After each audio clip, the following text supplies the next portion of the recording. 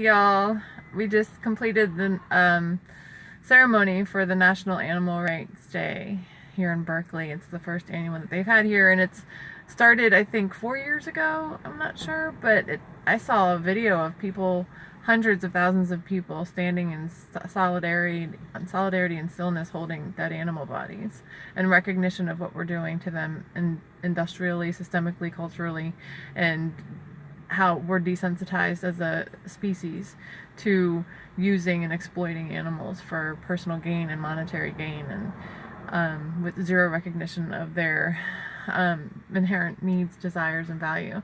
And so coming together today, very humbling, very somber to do, but also very inspiring and uplifting to see how far we've come.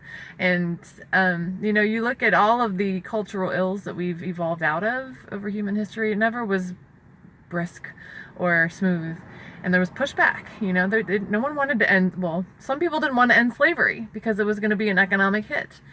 People didn't want women to enter the workforce because it was going to cause competition for jobs and take away the domestic support of women's labor. So you look at all of our evolutionary shifts, it wasn't graceful, but to become in alignment with our integrity, with our hearts, with us as conscious, compassionate, integral beings, changes happen, and they happen for the benefit of all, for an acknowledgement of unification and connectivity of all life.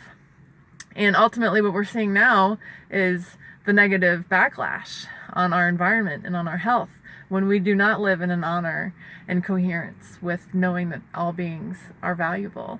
And so we're seeing all of the chaos and mayhem of our unethical and out of aligned ways coming into a singular recognition. And we still have ways to go, but I'm seeing a lot of inspirational things. We signed an Animal Bill of Rights.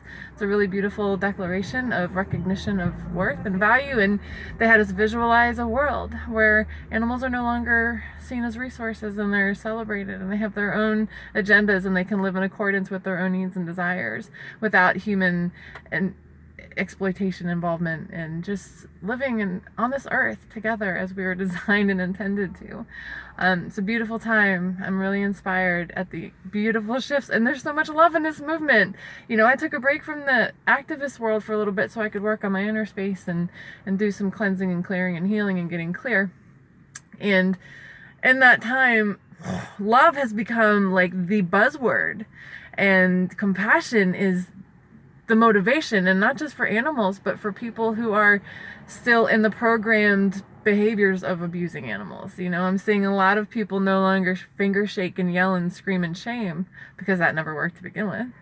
But we're seeing a lot of people just be like, wait, no, listen, you guys. And Anonymous for the Voiceless, they do the Cube of Truth, where they wear the masks and they're holding the screens, and they have the Socratic method of communication. They come up to passersby who stop to watch the videos on the screens when they're doing outreach on the streets, and they say, so, what do you think? Have you seen this before? How does it make you feel? And what I love seeing is that activists are now in this love-based, non-violent, empowered place of connecting and communicating, and that is it, you guys. That's the sweet spot. That's going to really continue this epic wave and shift of the love revolution. It's a heart-led life, and we're all headed there, and I've taken way more time than I intended to on this video, but I'm just really inspired.